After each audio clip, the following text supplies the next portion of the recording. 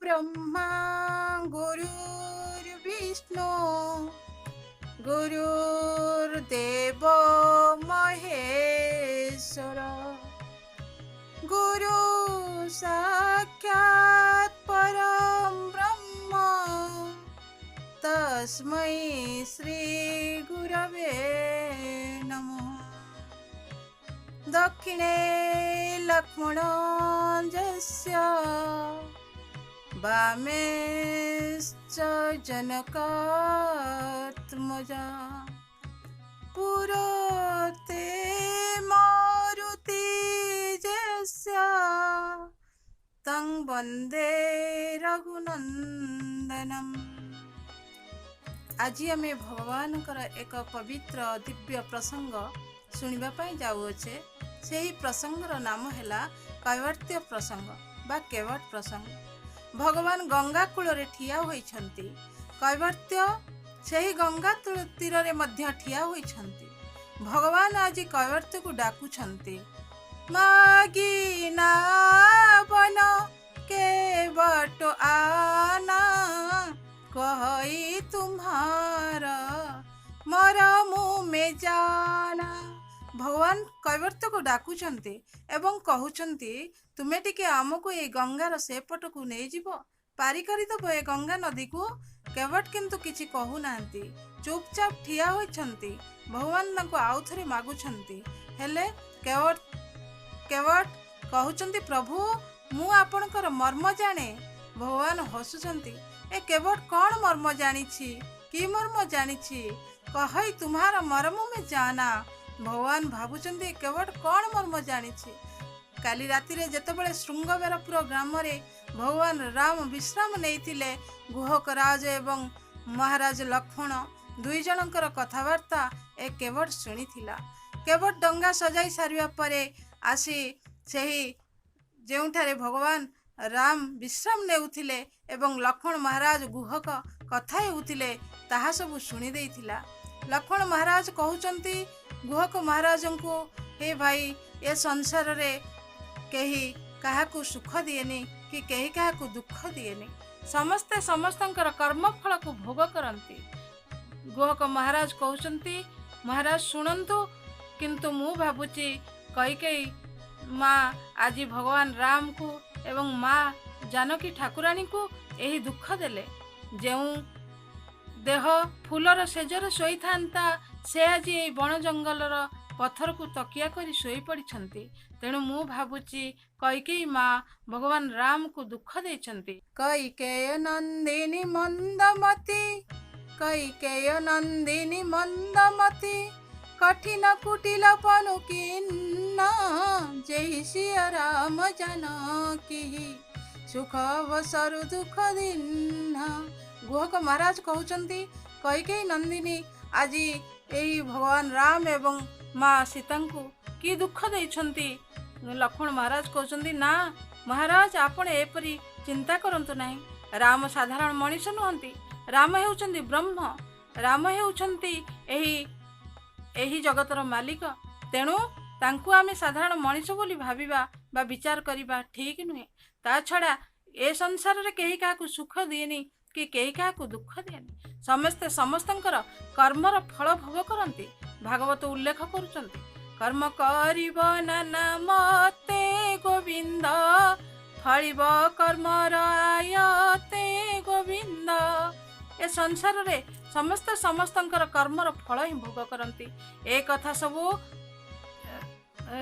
केवट शुणिछि एवं मन भितरे सिद्धांत करिछि, मु भगवानकर पाद को दर्शन करिबी, भगवानकर पाद को धोइबी। एक केवट पूर्व जन्म रे गोटे कइंच थिला। सही कइंच बारंबार जेतेबेले भगवान नागेंद्र शयन करुथांती, माँ लक्ष्मी बसी थांती, सेतेबेले धीरे धीरे धीरे धीरे भगवानकर पाद को स्पर्श करिबा पई चाहुथिला, किंतु लक्ष्मण महाराज तांकर लांगुड़ रे ताकू बारंबार छाटी दउथिले एवं माँ तांकू मध्य तळकू ठेली दउथिले। ए कथा आज सत हेबाकू जाउची। भगवानकर पाद को दर्शन करिवार एवं भगवानकर पादर सामान्यतम सेवा करिवार सही अभिलाषा आज कैवर्त्य को सुजोग मिली। तेणु कैवर्त्य ଆଜି ଶୁଣିଛି ମନ ଭିତରେ ତାର ଭକ୍ତି ପୁଣି ଜାଗ୍ରତ ହୋଇ ଉଠିଛି। ଭିତରେ ଭିତରେ ସେ ଅନେକ କଥା ଚିନ୍ତା କରି ତାର ପତ୍ନୀ ପାଖକୁ ଯାଇଛି। ପତ୍ନୀକୁ କହୁଛି, କ'ଣ କରିବା କହିଲ? ଆଜି ଭଗବାନ ରାମ ସକାଳ ହେବା ମାତ୍ରେ ଗଙ୍ଗା ନଦୀରେ ପାର ହେବା ପାଇଁ ଆସିବେ। ତ ପତ୍ନୀ କହୁଛନ୍ତି, ତାହେଲେ ଶୁଣ, ତୁମେ ତୁମ ମନରେ ବିଶ୍ୱାସ ରଖ, ତୁମେ ସେହି ବିଶ୍ୱାସର ଫଳ ନିଶ୍ଚୟ ପାଇବ। ତେଣୁ ଶ୍ରଦ୍ଧା ଓ ବିଶ୍ୱାସର ଫଳ ମଣିଷକୁ ନିଶ୍ଚୟ ଭାବରେ ତାର ଭକ୍ତି ମାର୍ଗରେ ପହଞ୍ଚାଇ ଦିଏ। ଶ୍ରଦ୍ଧା ବିହୁନେ ଫଳ ଯେତେ ଗୋବିନ୍ଦ, ଫଳ ନ ଫଳେ କଦାଚିତେ ଗୋବିନ୍ଦ। ଶ୍ରଦ୍ଧା ବିହୁନରେ ଯେତେ କାର୍ଯ୍ୟ ହୁଏ ତାହା କେବେ ଫଳ ହୋଇ ଫଳିପାରେ ନା। ତେଣୁ ଆଜି କୈବର୍ତ୍ୟ ମନ ଭିତରେ ସିଦ୍ଧାନ୍ତ କରି ଆସୁଥିବା ବେଳେ ବାଟରେ ଗୁହକ ମହାରାଜଙ୍କ ସହିତ ଭେଟ ହୋଇଯାଇଛି। ତ ଗୁହକ ମହାରାଜଙ୍କୁ କହୁଛନ୍ତି, ମହାରାଜ କ୍ଷମା କରିବେ, ମୁଁ ଆପଣଙ୍କ ପାଖକୁ ହିଁ ଆସୁଥିଲି। ମହାରାଜ କହୁଛନ୍ତି, କ'ଣ ପାଇଁ ଆସୁଥିଲ? ମହାରାଜ, ଆପଣଙ୍କୁ କିଛି ମାଗିବାର ଥିଲା। କ'ଣ ମାଗିବ? ଆପଣଙ୍କୁ ଦିନେ ମନେ ଅଛି ଶିକାର ସାରି ଫେରିବା ବେଳେ ଆପଣ ସେଦିନ ତୃଷାର୍ତ୍ତ ଥିଲେ, ଆଉ ଆପଣଙ୍କୁ ମୁଁ ଜଳପାନ କରାଇଥିଲି। ଆପଣ ସନ୍ତୁଷ୍ଟ ଲାଭ କରିସାରିଲା ପରେ ମୋତେ କହିଥିଲେ, କେବଳ କ'ଣ ମାଗିବାକୁ ଚାହୁଁଛ ମାଗ। ମୁଁ କିନ୍ତୁ କହିଥିଲି, ନା ମହାରାଜ, ଉଚିତ ସମୟ ଆସିଲେ ମୁଁ ଆପଣଙ୍କୁ ମାଗିବି।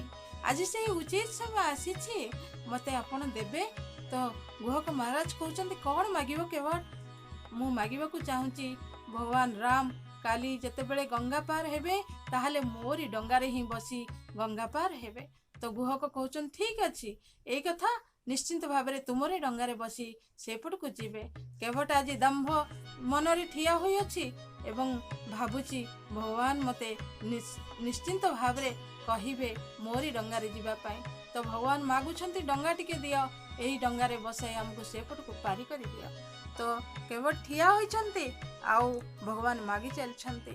କହୁଛନ୍ତି, ମାଗି ନାବନ କେବଟୁଆନା। କେବଟ ଆସୁନି ଆଉ କହୁଛି, ପ୍ରଭୁ ମୁଁ ଆପଣଙ୍କର ମର୍ମ ଜାଣେ। କି ମର୍ମ ଜାଣେ କେବଟ? ଲକ୍ଷ୍ମଣ ମହାରାଜ ଯିଏ 24 ଘଣ୍ଟା 24 ପ୍ରହର ଭଗବାନଙ୍କର ପାଖରେ ଥାନ୍ତି, ସେ ଭଗବାନଙ୍କର ମର୍ମ ମଧ୍ୟ ଜାଣିପାରି ନାହାନ୍ତି। ଲକ୍ଷ୍ମଣ ହୁଁ ଏହ ମରମୁ ନ ଜାନା, ଯୋ କଛୁ ଚରିତ ରଚା ଭଗବାନ। ଭଗବାନ କେତେବେଳେ କ'ଣ ରଚନା କରନ୍ତି ସେହି ମର୍ମକୁ ଜାଣିବା ବାଲା ଏ ସଂସାରରେ କେହି ନାହାନ୍ତି। ଲକ୍ଷ୍ମଣ ମହାରାଜ ମଧ୍ୟ ଜାଣିନାହାନ୍ତି, କିନ୍ତୁ କେବଟ ଆଜି ବାରମ୍ବାର ଦାୱା କରୁଛି, ମୁଁ ଆପଣଙ୍କର ମର୍ମ ଜାଣେ। ଭଗବାନ ସ୍ମିତ ହାସ୍ୟ କରୁଛନ୍ତି, ତୁମେ ମୋର ମର୍ମ ଜାଣିଛ, ତାହେଲେ କୁହ କ'ଣ ସେ ମର୍ମ ଜାଣିଛ? ନା ଯଦି ଆପଣ ମୋ ଡଙ୍ଗାରେ ବସି ସେପଟକୁ ଯିବାକୁ ଚାହୁଁଛନ୍ତି ତାହେଲେ ମୁଁ ଆପଣଙ୍କୁ ଯାହା କହିବି ଆପଣଙ୍କୁ ମାନିବାକୁ ପଡ଼ିବ। ଭଗବାନ କହୁଛନ୍ତି, କ'ଣ କହିବ ଏବଂ ମୋତେ କ'ଣ କରିବାକୁ ପଡ଼ିବ? ନା ଯଦି ପ୍ରଭୁ ପାର ଅବସିଗା ଚାହଉ, ମୋହି ପଦ ପଦୁମ ପଖାରନ କହଉ। ଯଦି ତମେ ସେପଟକୁ ଯିବାର ଅଛି ତାହେଲେ ମୋତେ ସେ ପାଦ ଦୁଇଟି ଧୋଇଦେବାକୁ କହିବ, ଆଉ ମୁଁ ଧୋଇ ସାରିଲା ପରେ ସେପଟକୁ ନେଇଯିବି। କାହିଁକି? କ'ଣ ପାଇଁ ତମେ ଧୋଇବ? ନା ସେ ପାଦର ଧୂଳିରେ କିଛି ଏପରି କାମ ଅଛି ଯାହା ମୋ ମନରେ ଅବିଶ୍ୱାସ ସୃଷ୍ଟି କରୁଛି। କ'ଣ ଅବିଶ୍ୱାସ ସୃଷ୍ଟି କରୁଛି? ଛୁଆତ ଶିଲା ଭଇ ନାରୀ ସୁହାଇ, ପାହନତେ କାଠ କଠିନାଇ, ତରନି ଉମୁନି ଘରନି ହୋଇ ଯାଇ, ବାଟ ପରାଇ ମୋର ନା ବଉଡ଼ାଇ। ତମେ ପରା ପଥରଟିଏ ଛୁଇଁଦେଲ, ସେଥିରୁ ନାରୀଟିଏ ସୃଷ୍ଟି ହୋଇଗଲା। ଆଉ ସେଇ ପାଦର ଧୂଳିରେ ଏମିତି କିଛି ଯାଦୁ ଅଛି, ଏହି ଡଙ୍ଗାକୁ ଛୁଇଁଦେଲେ ଇଏ ନାରୀ ନ ହେବ କାହିଁକି? ତେଣୁ ତମକୁ ପ୍ରଥମେ ତମର ପାଦକୁ ମୋତେ ଧୋଇବାକୁ ପଡ଼ିବ। ତମେ ମୋତେ କହିଦିଅ ସେ ପାଦ ଦୁଇଟି ମୁଁ ଧୋଇବି କି ନାହିଁ। ଯଦି ନ ଧୋଇବି ତାହେଲେ ସେପଟକୁ ନେବି ନାହିଁ, ଯଦି ଧୋଇଦେବି ତାହେଲେ ନିଶ୍ଚୟ ଭାବରେ ନେବି। ତ ଭଗବାନ କହୁଛନ୍ତି, ଠିକ୍ ଅଛି। ଲକ୍ଷ୍ମଣ ମହାରାଜଙ୍କୁ ଟିକେ ଭଗବାନ ଚାହୁଁଛନ୍ତି, ଜାନକୀ ମାଙ୍କୁ ଟିକେ ଭଗବାନ ଚାହୁଁଛନ୍ତି। ସମଝଦାର ଆଦମୀ को ଇଶାରା କାଫିଏ। ମନେ ପଡ଼ୁଛି ସୀତା, ସେଦିନର କଥା।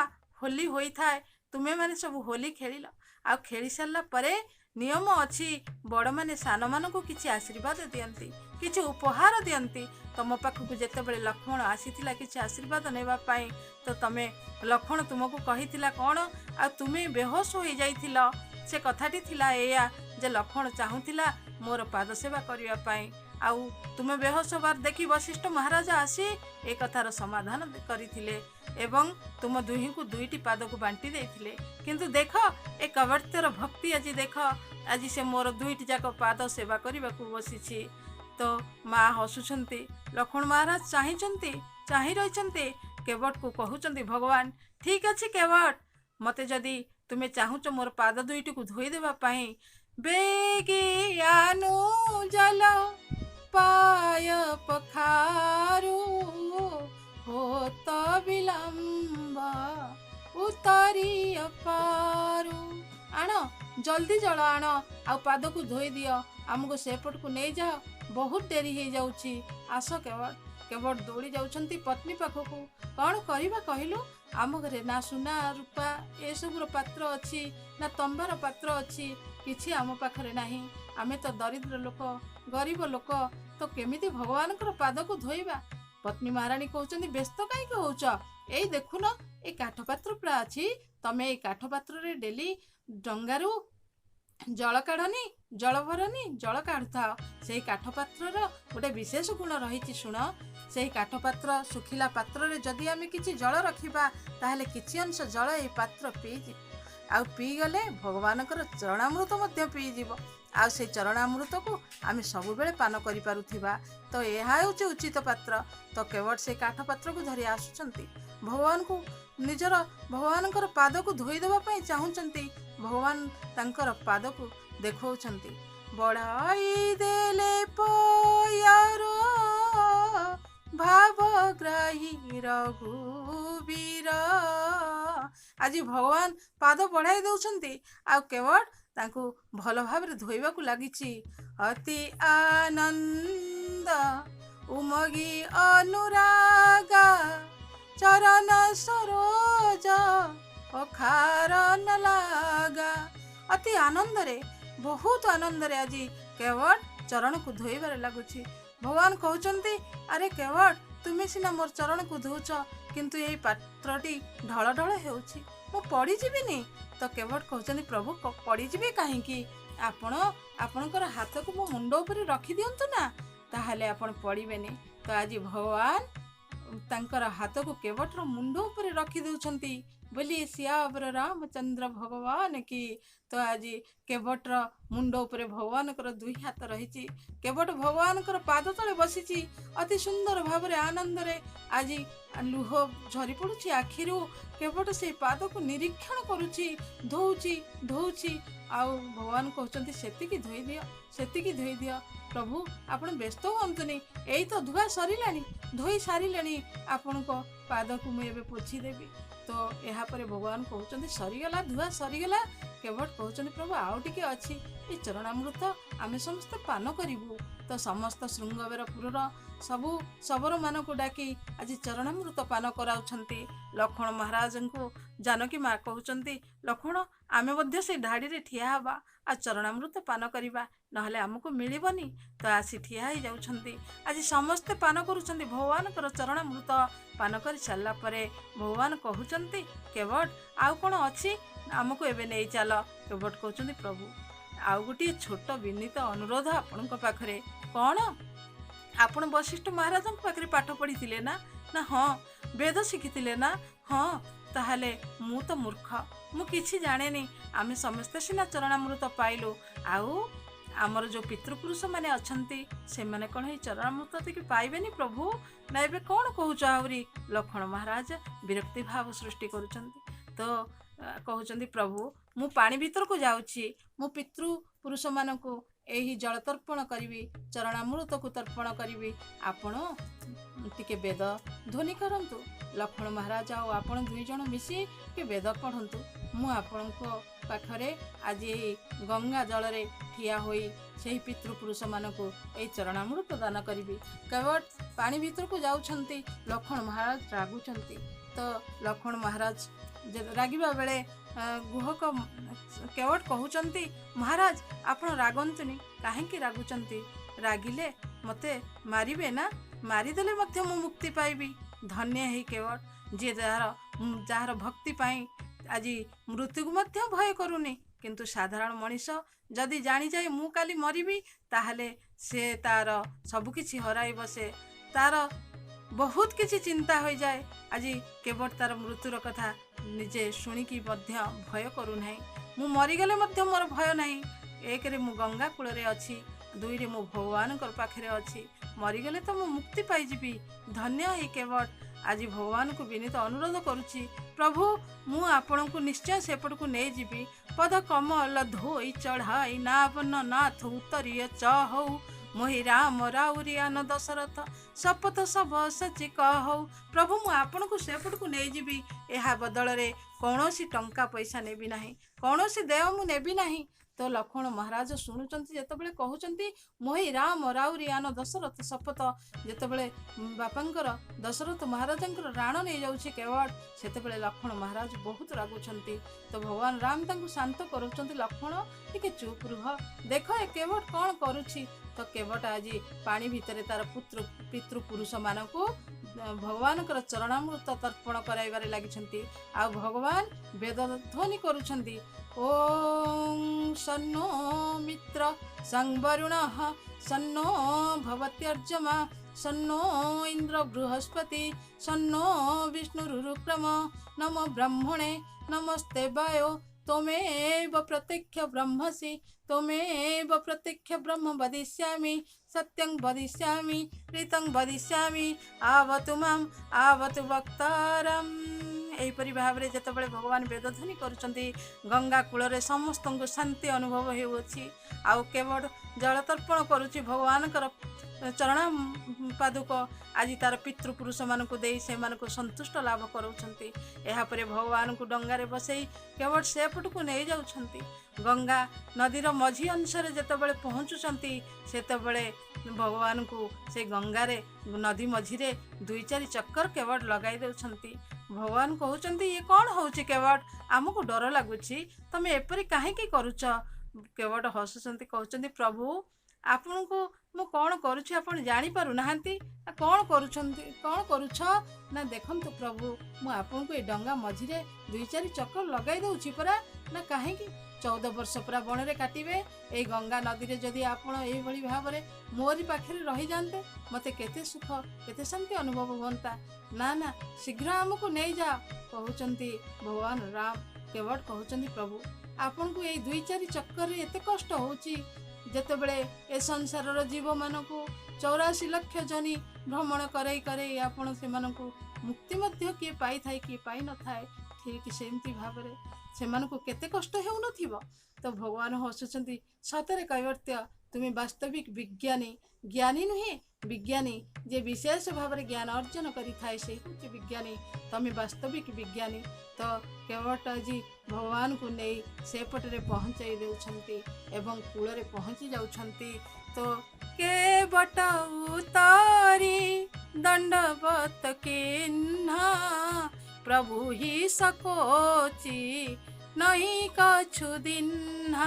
କେବଳ ଓହ୍ଲାଇ ପଡ଼ି ଦଣ୍ଡବତ କରୁଛନ୍ତି, ଦଣ୍ଡ ପ୍ରଣାମ କରୁଛନ୍ତି। ଆଉ ଭଗବାନଙ୍କୁ ଲାଜ ଲାଗୁଛି, କିଛି ଦେଇପାରୁନାହାନ୍ତି। ତ ମାଙ୍କୁ ଚାହୁଁଛନ୍ତି, ମା ଜାଣି ଯାଉଛନ୍ତି ଭଗବାନଙ୍କର କଥା। ମା ହାତରୁ ତାଙ୍କର ରତ୍ନ ମୁଦ୍ରିକାଟି କାଢ଼ି ଭଗବାନଙ୍କ ହାତକୁ ବଢ଼ାଇ ଦେଉଛନ୍ତି। ଆଉ କେବଟକୁ ଯେତେବେଳେ ଭଗବାନ ଦଉଛନ୍ତି, କେବଟଙ୍କର ଆଖିରୁ ଲୁହ ଝରି ପଡ଼ୁଛି। କହୁଛନ୍ତି ପ୍ରଭୁ ଜୀବନ ସାରା ମୁଁ ମଜୁରୀ ଲାଗିଲି, ଜୀବନ ସାରା ଗଙ୍ଗା କୂଳରେ ଏପଟରୁ ସେପଟକୁ ଲୋକଙ୍କୁ ପାର କରେଇଦେଲି। ମୁଁ ଯାହା ରୋଜଗାର କଲି ତାହା କ'ଣ ମୁଁ ସନ୍ତୁଷ୍ଟ ହୋଇନି ଯେ ଆପଣ ପୁଣି ଦଉଛନ୍ତି? ବହୁତ କାଳ ମେ କିହ୍ନ ମଜୁରୀ ଆଜ ଦିନ ବିଧି ବନି ଭୁଲି ଭାରି। ପ୍ରଭୁ ଆଜି ଯାହା ମୋତେ ଭଗବାନ ସବୁ କିଛି ଦେଇଦେଇଛନ୍ତି, ମୋ ମଜୁରୀର ଫଳ ମୁଁ ପାଇଯାଇଛି, କିନ୍ତୁ ମୋର ଆଉ କିଛି ଦରକାର ନାହିଁ। ତ ଭଗବାନ ପୁଣି ଆଗ୍ରହ ପ୍ରକାଶ କରୁଛନ୍ତି। କେବଳ କହୁଛନ୍ତି ଆମେ ପୁରା ଏକା ଜାତି ଭାଇ ଆମେ। ଲକ୍ଷ୍ମଣ ମହାରାଜ ଚାହୁଁଛନ୍ତି ଆମେ କିପରି ଏକା ଜାତି ଭାଇ ହେଲେ?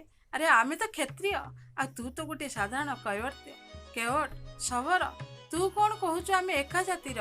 ତ କେବଟ ଆଜି ସେଇ କଥାକୁ ଭଗବାନଙ୍କ ଆଗରେ ଉପସ୍ଥାପନ କରି କହୁଛନ୍ତି, ପ୍ରଭୁ ଆପଣ ଏ ସଂସାରର ଲୋକମାନଙ୍କୁ ପାର କରାଉଛନ୍ତି ନା, ତେଣୁ ମୁଁ ମଧ୍ୟ ଗଙ୍ଗା ନଦୀରେ ଲୋକମାନଙ୍କୁ ପାର କରାଉଛି। ଯେହେତୁ ଆମ ଦୁଇ ଜଣଙ୍କର ଧନ୍ଦା ଏକା, ତାହେଲେ ଆମେ କ'ଣ ଏକା ଜାତି ଭାଇ ହେଲେନି? ଭଗବାନ ହସି ଦେଉଛନ୍ତି। ଲକ୍ଷ୍ମଣ ମହାରାଜ ବୁଝିଗଲେ ଏଥରକ କେବଟର ଭାଷା। ତ ଭଗବାନ କହୁଛନ୍ତି, ତଥାପି ତୁମକୁ ନେବାକୁ ପଡ଼ିବ। ନା ପ୍ରଭୁ, ମୁଁ କିଛି ନେବିନି, ଆପଣ ଯାଆନ୍ତୁ, ଆଉ ଫେରିବା ବେଳେ ଯାହା କିଛି ଦେବେ ନା, ମୁଁ ତାହାକୁ ମୋର ମସ୍ତକରେ ଧାରଣ କରି ନେବି। ଫିରତି ବାର ମୋହି जो कछु देवा, सो प्रसाद में शिर धरिले बा। हे प्रभु, ମୁଁ ଆଜି ଆପଣଙ୍କୁ ଏଇଠାରେ ଅପେକ୍ଷା କରି ରହିଥିବି, ଆପଣଙ୍କର ଫେରିବା ବାଟକୁ ଚାହିଁଥିବି। ଆପଣ ଫେରିଲା ବେଳେ ମୋତେ ଯାହା କିଛି ଦେବେ, ମୁଁ ତାହାକୁ ମୋର ଏହି ମସ୍ତକରେ, ଏହି ଶିରରେ ମୁଁ ଧାରଣ କରି ନେବି।